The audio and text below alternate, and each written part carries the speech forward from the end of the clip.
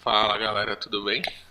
Bom, para quem não me conhece, meu nome é Nicolas Takashi, eu sou desenvolvedor da .NET e esse é mais um vídeo da nossa série de design de API com ASP.NET Web API.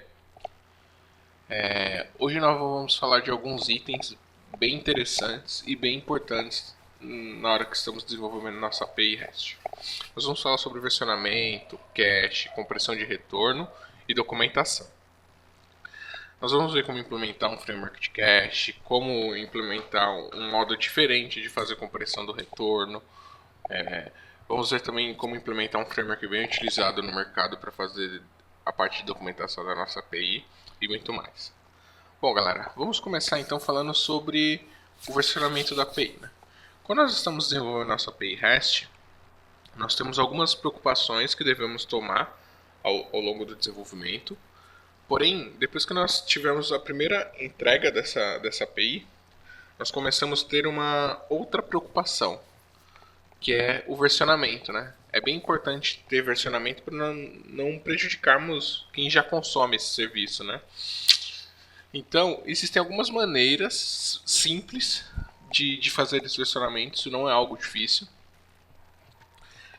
A primeira maneira é você setar a versão no header da sua requisição. Toda vez que o cliente for fazer a versão, fazer uma requisição, ele vai ler, a sua API vai ler o header, vai procurar a versão, o recurso da versão que está setada no header. A outra opção é você setar ela na URL, né? Não como query string, mas como parte da URL. Por exemplo, nós temos aqui o prefixo, né? API barra todos. Nós podemos setar aqui o prefixo API v1 barra todos. Então aqui a gente falou que o nosso to-do controller com essa implementação que temos hoje é a versão 1 da nossa API. Se amanhã depois tiver uma implementação totalmente diferente, nós podemos criar a versão 2 do nosso controller e assim por diante. E a terceira opção é via query string, porém eu não acho ela tão interessante. As minhas actions ter a query string de versão, eu não acho que fica tão bonita. Mas assim, é de gosto. A versão mais indicada é a do header, porque você não muda a URL, né? Então o cliente nunca sente impacto nisso, ele só precisa mudar a informação que ele passa no header. Porém, eu acho que a versão mais utilizada, assim, que eu já vi várias vezes, é essa da URL aqui. Então é assim, galera, pra vocês verem que é bem fácil de fazer o versionamento de API, né? Não é nada difícil e é muito importante para quem está consumindo isso, muito importante mesmo. Bom, o segundo assunto de hoje é sobre cache. Todos nós sabemos que já foi citado aqui no blog que desempenho é algo crítico quando estamos desenvolvendo uma API REST, né? Então, o nosso dever é diminuir cada vez mais a quantidade de processamento do lado do servidor. E existe uma maneira bem legal de otimizar a quantidade de processamento no servidor e simples. Nós podemos aplicar um sistema de cache cache de saída, né, o output cache na nossa API. Isso reduz o tempo de resposta do servidor e é bem rápido de fazer isso. Quando nós realizamos uma requisição para a nossa API, é criada uma instância do recurso solicitado. E executa o código que deve ser executado e devolve a informação que nós solicitamos. Quando a gente utiliza um cache de saída, um output cache, a nossa API envia uma cópia desse recurso já instanciado, né? Ou seja, eu falo que assim, eu vou ter um cache de 1 minuto. Então, todas as requisições que foram feitas dentro desse 1 minuto, eu não vou fazer uma nova instância e pegar os dados do banco tudo novamente. Eu vou utilizar o que está em cache, porque assim, eu estou falando que durante 1 minuto não vai ter mudança. Pode até ter mudança durante esse 1 minuto, mas não vai ser crucial. Então eu vou pegar uma cópia disso que tá guardado e vou enviar para o cliente para tornar a resposta dele mais rápida. Hoje existem vários tipos de você fazer cache de uma API REST. Hoje nós vamos utilizar um que é bem legal, que é o Output Cache. Eu vou deixar o link dele na descrição do vídeo. Vocês vão ver que é bem simples de fazer a implementação dele. Nós vamos vir aqui no... clicar com o botão direito na solução, Manage Nugget. Deixa ele carregar. Vamos digitar aqui Cache Output. Ó, é esse cara aqui.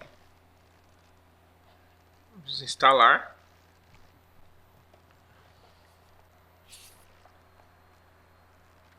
Vocês vão ver que é bem simples de implementar o cache mesmo. Feito isso, nós vamos vir aqui no nosso User Controllers. Um ponto de atenção para quando implementamos o Output Cache. O Output Cache ele gera uma chave, né, para aquele recurso solicitado. Então toda vez que eu chamar o get, ele vai gerar uma chave para o get. Como que ele gera essa chave? Ele usa o nome da action. Então, ou seja, eu não posso ter action com os mesmos nomes. Aí vocês vão me falar, Nicolas, mas a gente vai quebrar toda a sobrecarga que a gente fez aqui? Não. Quando a gente está trabalhando com esse Output Cache, nós vamos implementar dois atributos aqui nas nossas actions. Na primeira action, que é o get, eu vou atribuir só o Output Cache. Opa, acho que eu peguei errado.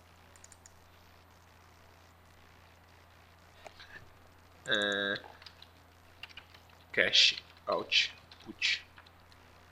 Também não.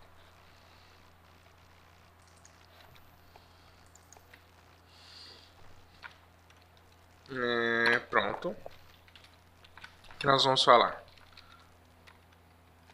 Que o cliente vai ser notificado que deve atualizar esse cache em 60 segundos. E esse cache vai ter uma duração de 60 segundos no servidor. Ou seja, passado 1 minuto, o cache vai ser zerado e a próxima requisição vai ser carregada novamente as informações da base. Beleza, na ActionGet eu não vou precisar fazer, eu vou manter o nome dela. Mas nós vamos ter uma pequena mudança aqui na ActionGet que recebe um parâmetro do ID do usuário, que vai ser Output Cache. Vai ser o mesmo esquema, deixa eu copiar aqui em cima para facilitar isso. Porém, eu não posso manter o nome dela com o get. Eu preciso trocar o nome dessa action. Então nós vamos utilizar o atributo ActionName. É bem simples de utilizar esse atributo. Basta vocês setarem ActionName e passar a string da action. E passar aqui o nome da action. Ou seja, de get vai ser get by user ID. Pronto. Vamos testar. Para isso a gente precisa dar um update aqui na nossa base. Database update, né? Gerar o banco. Data. Database. Opa. Data. Base.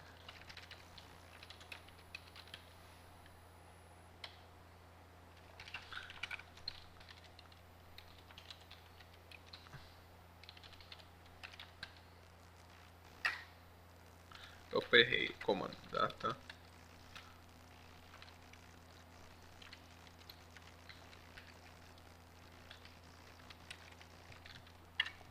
Ué, não tá aparecendo? É o update database, por isso que não tá aparecendo. Falha, galera. Bom, ele vai gerar nossa base, né? Porque eu limpei o exemplo para essa nossa demo.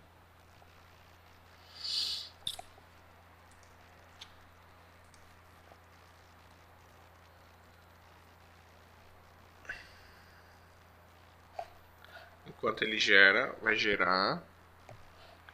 Pronto, gerou. Agora nós vamos adicionar um usuário e ver como o cache trabalha. Eu continuo usando o Postman para fazer as requisições para nossa API. Deixa eu só executar a nossa API aqui para tudo ficar, pra gente conseguir testar direitinho. Legal. Então, ele executa, vamos abrindo já aqui, user, tem um post aqui. Vamos adicionar.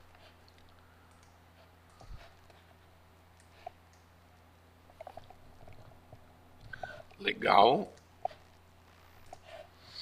Vamos vir aqui no post, dar um send. Ele vai adicionar nosso usuário. Adicionou. Vamos adicionar mais um.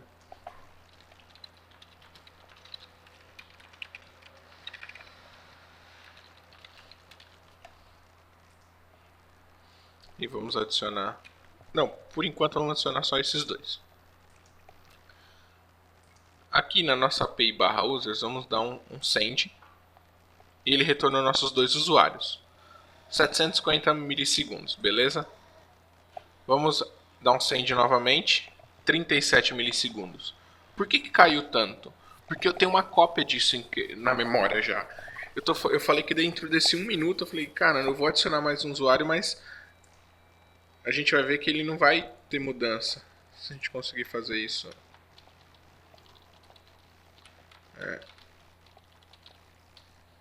Dei um send, adicionei. Vem aqui no getAll. Ó, vocês podem ver que o usuário que eu acabei de adicionar, ele ainda não apareceu. Por quê? Ele ainda está pegando do cache. Após esse 1 minuto, ele vai buscar as informações novamente do banco. Ou seja, eu estou utilizando uma cópia que eu gerei para evitar a demora, né? Para evitar o processamento no servidor. Acabado esse 1 minuto, tá vendo? Ó, acabou 1 minuto, o cache zerou, ele foi lá na base pegar novamente as informações. Galera, é extremamente fácil e simples de implementar uma ferramenta de cache. Esse é o tipo de cache bem legal. Nós conseguimos dar um flush, né, que a gente fala que é matar o cache. Toda vez que eu fizer um post ou um put, eu consigo zerar esse cache. Geralmente nós utilizamos cache quando nós precisamos obter informações do servidor, né? Mas cada cenário é cenário, tem que analisar. Mas cache é muito importante, eu indico e falo para vocês, utilizem cache, é muito bom. Fechou? Agora nós vamos para mais uma parte, que é a compactação de retorno.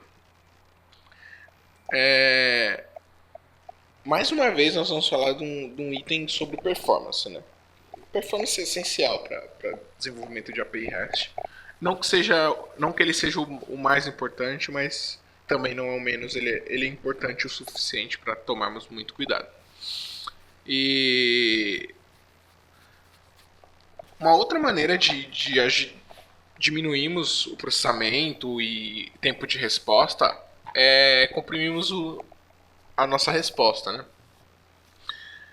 Nós vamos comprimir. Existem alguns algoritmos de compressão. Hoje nós vamos utilizar o gzip, que é o mais famoso assim. Todo servidor aceita gzip, a maioria dos clientes aceitam gzip. E gzip não existe só para a plataforma ASP.NET, existe para PHP, Python, Ruby, Java e etc. É bem fácil de implementar. Hoje vou mostrar uma implementação diferente, com um atributo que você consegue comprimir só o que você quer, você não precisa comprimir todo o seu retorno. E é bem simples. Eu vou mostrar aqui para vocês como faz isso. Nós vamos vir aqui, clicar com direito na nossa... Vamos adicionar mais um package. Vamos vir aqui em digitar .netzip. Legal. Esse primeiro cara aqui, vamos instalar essa referência.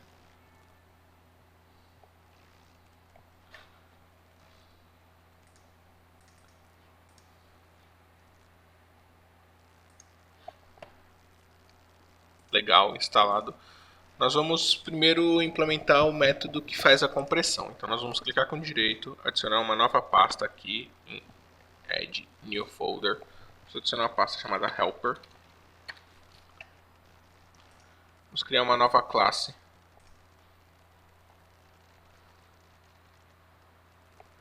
chamada de Compression Helper. Por que Compression Helper não Jesus? Porque amanhã depois você pode querer vir aqui implementar um deflate, fazer uma implementação do deflate, fazer implementação de algum outro algoritmo de compressão. Então você não precisa ficar criando uma classe para cada. Bom, nós vamos tornar essa classe estática. Vamos fazer um método estático. Opa.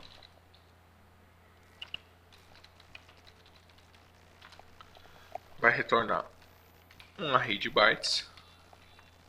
Eu vou chamar ele de gzip compression, que vai receber um array de bytes também.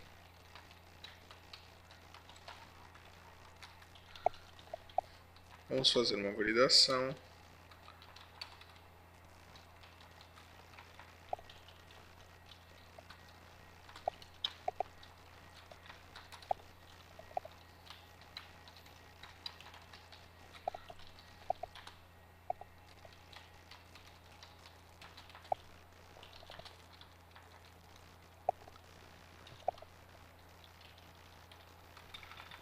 Memory string.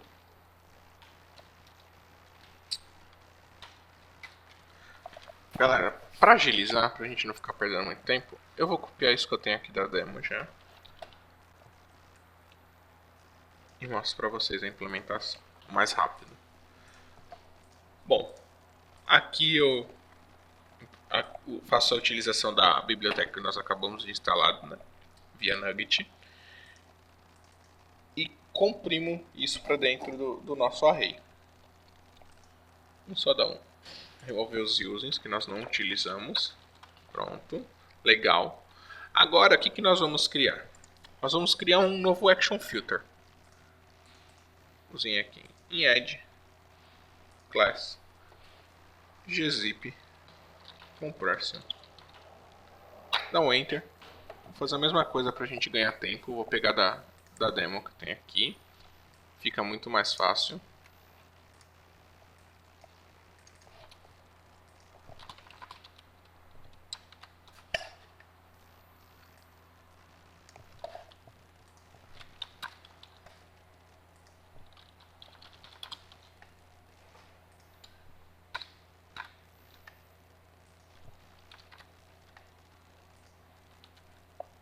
Vamos dar um remove dos usos que nós não utilizamos e pronto.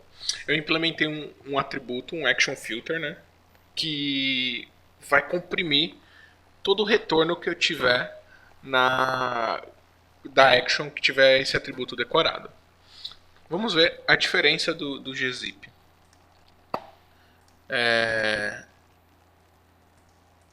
Eu acho que nesse caso, para mostrar a diferença do gzip, é mais interessante usar o Fiddler, que fica mais claro.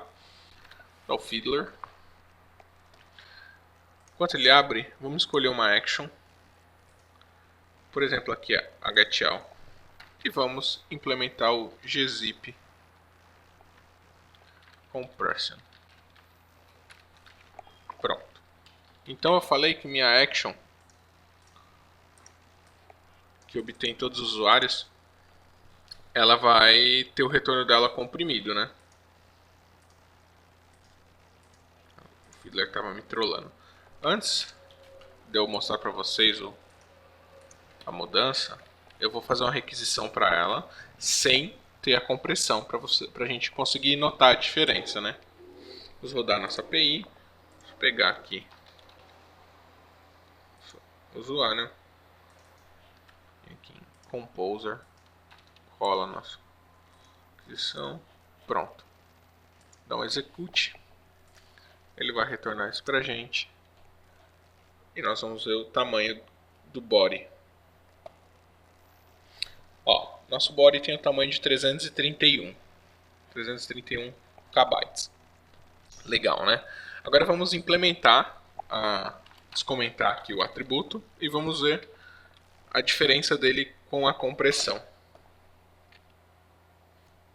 Ele vai rodar aqui. Assim que subir o servidor do ES Express, nós já fazemos a requisição para ele. Legal. Vamos vir aqui em Execute.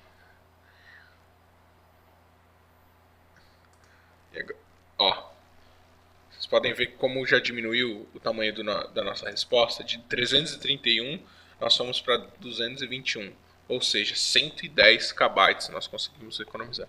Isso, galera, porque assim é uma resposta muito pequena, né? Agora vocês imaginem você fazendo compressão de 100 mil registros. Quanto isso não vai diminuir, né? Quanto isso com cache implementado, uma compressão, como isso não vai ficar muito mais interessante, né? Então vocês podem ver que é simples. Esse é um dos jeitos de implementar a compressão. Existem outras formas, mas eu quis mostrar algo um pouco mais diferente para vocês hoje. Bom, para finalizar, nós vamos falar do assunto que eu acho mais interessante assim quando estamos desenvolvendo uma API REST. É a questão de documentação, né? Eu costumo dizer que uma API REST nada mais é do que uma UI, né? Uma User Interface para o desenvolvedor.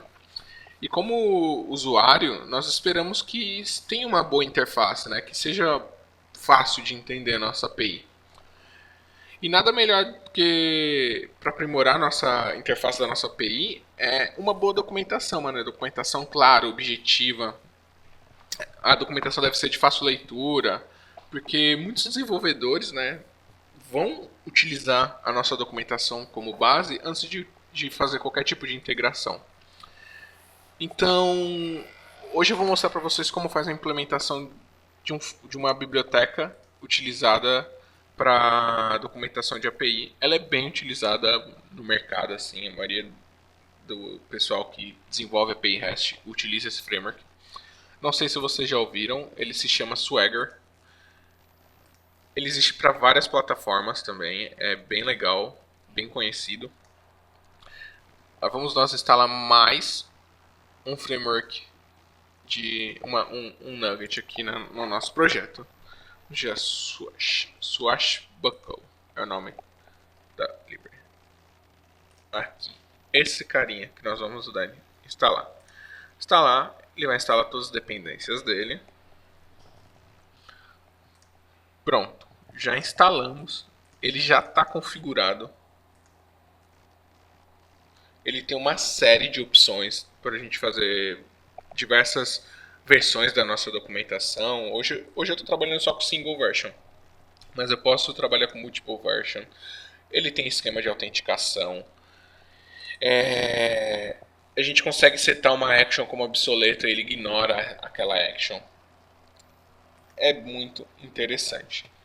Nós temos uma configuração, na verdade, para fazer nele, que é habilitar a documentação XML na nossa API.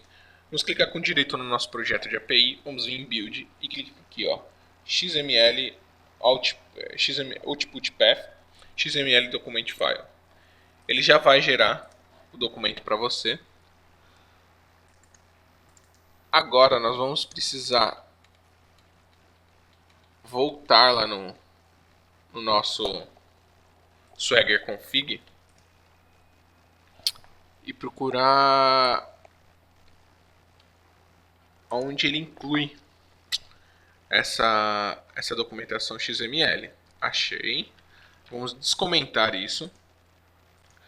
Aqui eu vou copiar essa linha de código aqui da nossa API. De exemplo. Aqui é onde eu falo, ó, inclui esse documento XML para poder fazer a documentação da nossa API. Legal, então, ou seja, só confirmar o nome aqui, todo.api.xml, todo.api.xml. Nós já temos documentação XML. Nós vamos vir aqui num método, por exemplo, um método de user, e vamos adicionar uma descrição para a nossa action. Recurso que fornece uma coleção de usuários cadastrados. Ponto. Retorna uma coleção de usuários. Legal, né?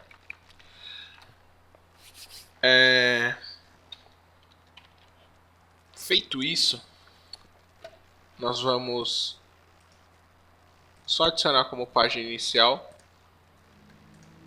a documentação da nossa API. Vamos em Properties, Web Specific Page, e vamos digitar Swagger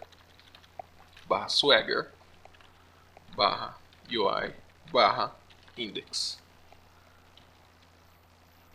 Feito isso, vamos rodar a nossa API e ver como que ficou a nossa documentação. Essa para mim é a parte mais legal, galera. Eu acho muito interessante a documentação de API, acho muito bonito, esclarecedor e lindo. Bom, vocês podem ver que aqui eu tenho uma paginazinha do Swagger já, não fiz nada, só instalei o plugin e ele funcionou. Nós colocamos a descrição no nosso User Controller, né? Vamos vir aqui em User Controller, ó. Vocês podem ver que já está aqui, ó, recurso que fornece uma coleção de usuários cadastrados. Nós fomos a nossa action, é a mesma informação que nós colocamos aqui no sumário. Vamos clicar nele. Tá vendo? Eu já tenho aqui um Response Class Status 200. Aí a gente fala, Nicolas, por que eu não tenho tipo de modelo aqui? Simples de resolver isso. Nós vamos vir aqui e adicionar o Response Type of. Qual o tipo de retorno da nossa action? É uma collection de usuários, né?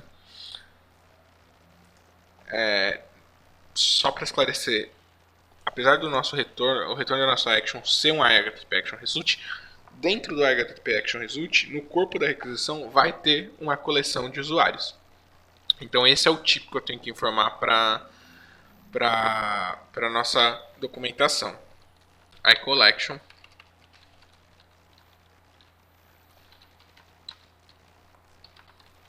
de models.entities.user, certo?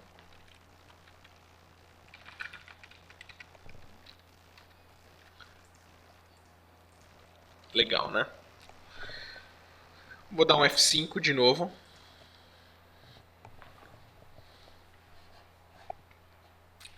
Ele vai rodar a nossa API e subir nossa documentação já na página inicial do Swagger. Carregou. Ou seja, se eu vim aqui hoje em API Users, eu já tenho o meu objeto de retorno. Ou seja, o cliente que está consumindo a nossa API, ele já sabe como que vai retornar um usuário. Ele sabe que o usuário vai retornar nessa estrutura. O que é mais legal do Swagger? Eu consigo executar as actions a partir da nossa documentação. Nesse botão aqui, Try It Out. Clicar aqui, ele vai executar e retornar o nosso response aqui. Isso é bem legal. Ó, a URL que ele usou para fazer a requisição, como que ele retornou, o tipo, o código de retorno e o header da nossa requisição. Isso é bem interessante. Nós conseguimos executar todas as ações dos nossos controllers aqui. Podem ver que ele, a partir do momento que eu clico aqui, ele já preenche o corpo aqui para poder eu adicionar os valores. Eu consigo ver no modo modelo, onde eu não clico. É muito legal, galera. Bom, por hoje é só. Eu espero que vocês gostem e até a próxima. Abraço.